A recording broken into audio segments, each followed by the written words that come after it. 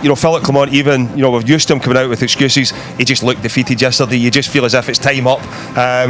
When you start to piece things together from what's happened in recent months, and you go back to obviously the takeover, the ones who were coming in, I think they were in Nice, the pictures showing that didn't just happen out of the blue. Patrick Stewart then arrives after that. You kind of get the feeling that this root and branch review has been the Americans putting people in to do their due diligence on the football club. So you imagine that the discussions have been happening as to the future of Philippe Clement, and if this takeover, which we believe is in very advanced stages, if it happens before the end of the season, it will be their decision as to who is in that dugout. I think that's reached the point now, though. I mean, you're going to have to pay Philippe Clement off anyway.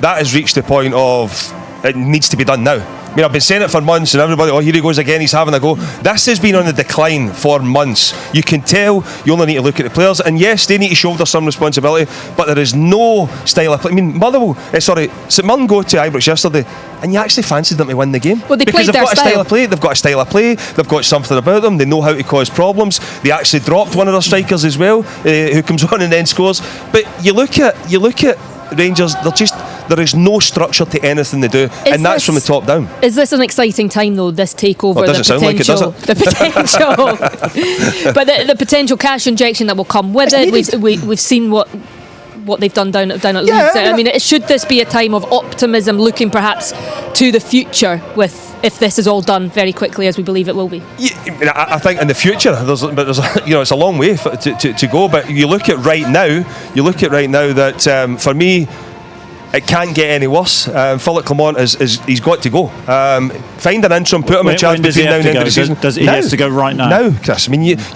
we've all been there. We've all been in dressing rooms where you just know it's flat, it's dead, it's done. This is where it's at. I think the press conference after the game, he was done as well. You could tell. Yeah. Well, there's always been that fight. There's always been that fight. There was absolutely nothing yesterday. There was just an acceptance to come out when you're meant to be fighting and you want to soldier on. You're actually saying it's the worst performance I've seen. You're not getting a reaction. What do they do short term, though? One key thing as well, Chris, sorry. Rangers have played every single midweek apart from the last two.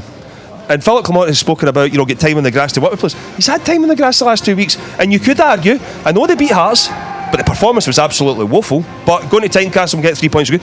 Queen's Park, really bad. Then you for the full week, you've played Hearts. Then you for the full week, the performances have been worse. So is it now at a stage where, when you're actually not getting on the grass with them and coaching them, is it a lack of coaching? It looks that way. So for me, I don't think it can continue. Sorry. No, I mean, I think you've said everything. Look, I think yesterday, him talking after the game, it felt like he wants to be put out of his misery. The job is too big for him now. In recent weeks, he's always been talking about progress. Yesterday, he said the team were nervous, and this far into his Rangers evolution, the team shouldn't be nervous.